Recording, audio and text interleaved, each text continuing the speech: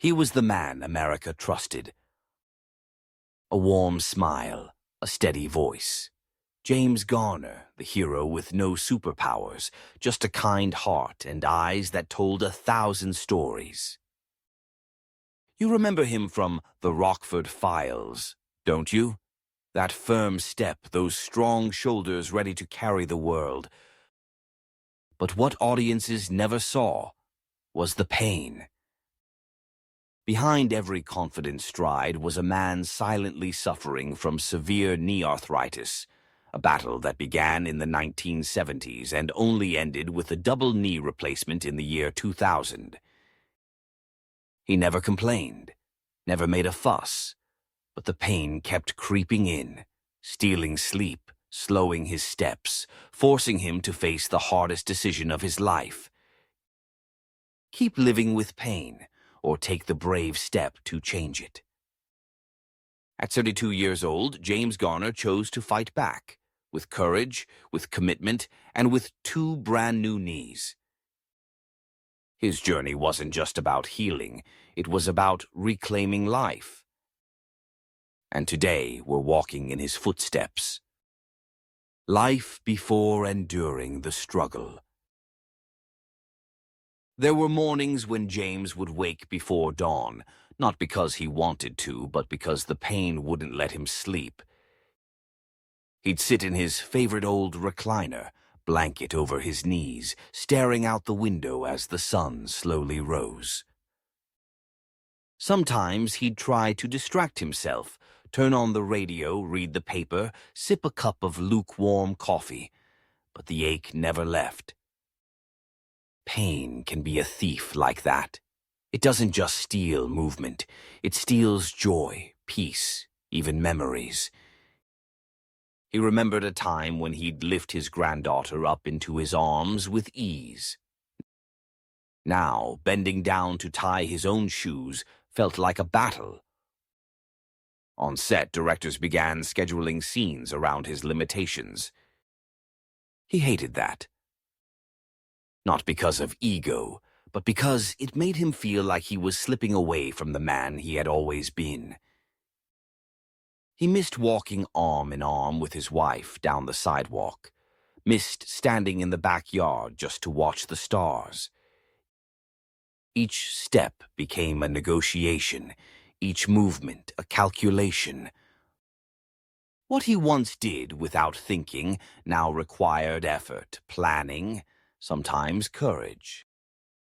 And yet he kept showing up, kept working, kept trying. Because that's who James Garner was, and still is in the memory of all who knew him. What you can do today. If any part of this story sounds familiar to you, take heart. There are real steps you can take, starting today, to find relief and take control of your mobility. First, listen to your body. That nagging pain, that stiffness, they're not just old age. They're messages. See a trusted healthcare provider. Ask about arthritis. Get imaging done if needed. You deserve clarity. You deserve answers. Explore treatments, over-the-counter anti-inflammatories, prescribed medications, joint injections, or even supportive braces. Start gentle movements, chair yoga, stretching. A slow walk down the hallway counts. Consistency matters more than intensity. Look at your food. Inflammation hides in sugary snacks, fried foods, sodas. Swap them out for leafy greens, berries, fatty fish, nuts, and water. And most importantly, talk to someone. A friend, a child, a neighbor. Don't carry this journey alone. Recovery is not a straight line. Some days you'll feel strong, others defeated. But as James Garner showed us, persistence beats perfection every time. You don't need to be on camera to be brave. You just need to take that first step. even if it's only from the bedroom to the kitchen. Because the road back to life begins with small, hopeful movements. We're walking with you and cheering for you every single step of the way. Dealing with fear and finding hope. James used to say that the hardest part wasn't the pain, it was the fear.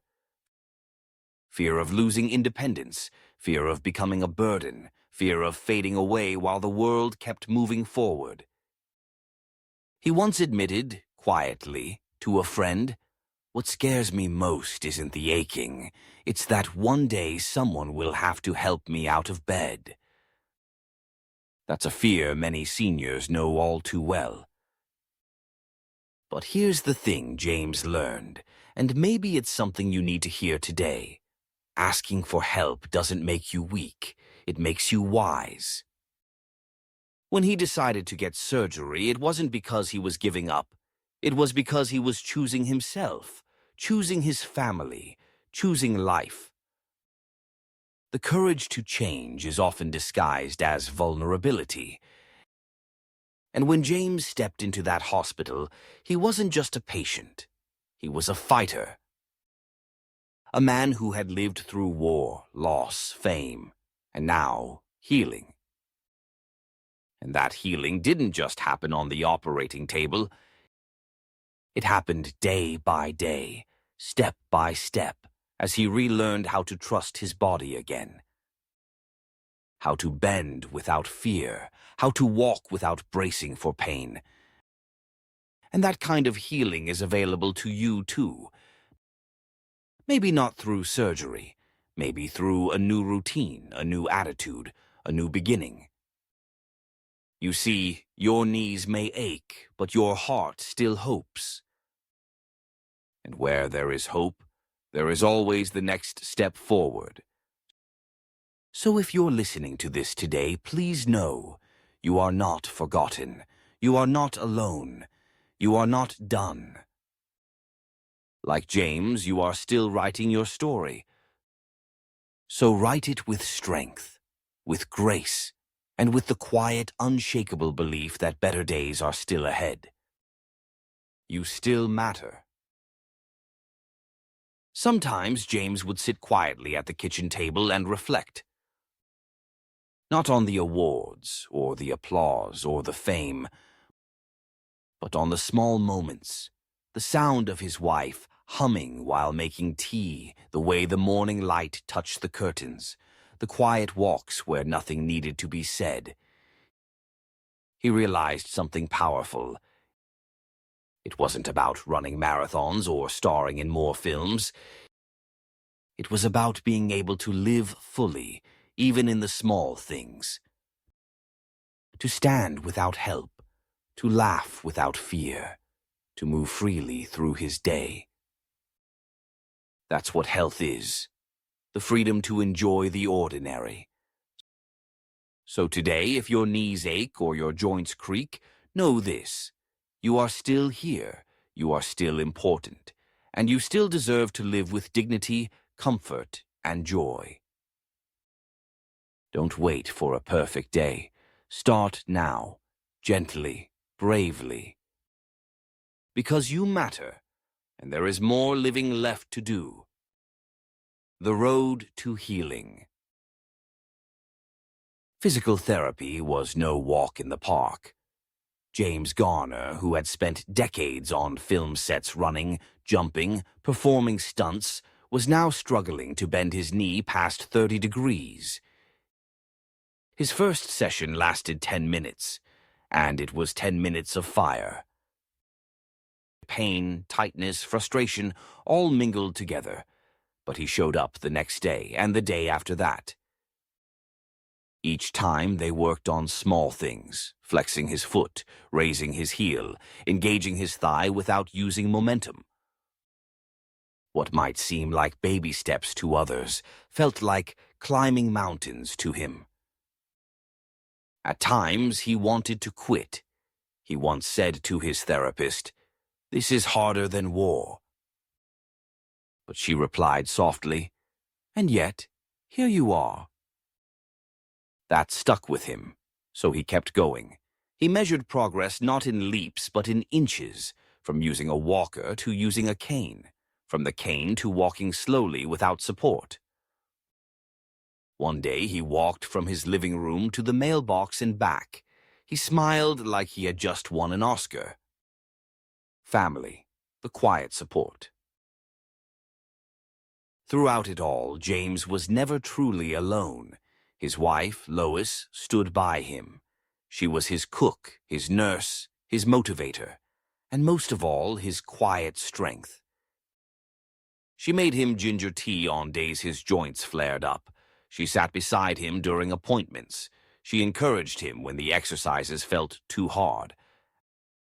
At night, she'd massage his legs and whisper, "You're getting stronger, Jim. I see it." Support matters. It doesn't have to be loud or dramatic.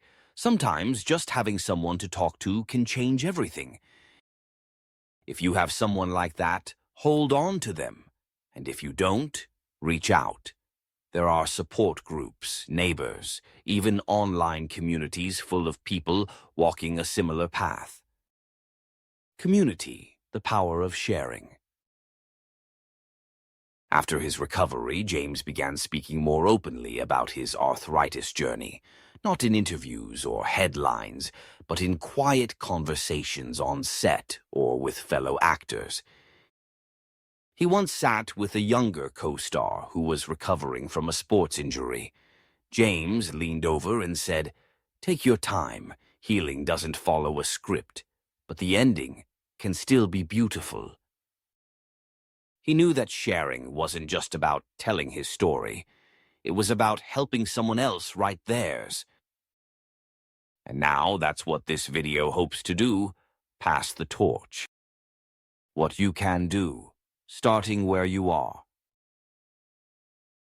If you're feeling overwhelmed, remember, you don't need to do everything at once. Start small. Here are a few things you can do, starting today. Stretch gently every morning. Even 5 minutes helps. Soak your knees in warm water with Epsom salt. Elevate your legs in the afternoon to reduce swelling. Use ice after walking to calm inflammation. Drink more water.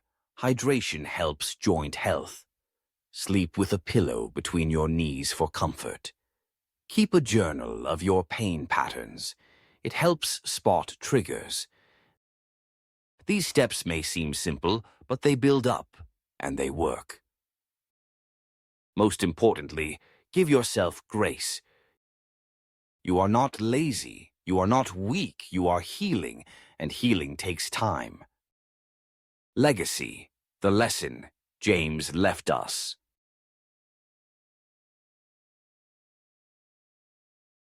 James Garner didn't just leave us great movies. He left a legacy of quiet strength and resilience. He showed us that even when the body hurts, the spirit can shine through, that aging is not about decline, but about rediscovering what truly matters. Not the spotlight, not the applause, but the simple act of walking across the room, pain-free. He reclaimed his steps. Now it's your turn. If this story moved you, share it. Send it to a friend who's struggling. Leave a comment with your own experience. Let someone else know they're not alone. And remember, at Elderly Wisdom Chronicles, we walk with you through pain, through healing, and into the joy that still lies ahead. Because as James taught us, we are never too old to begin again.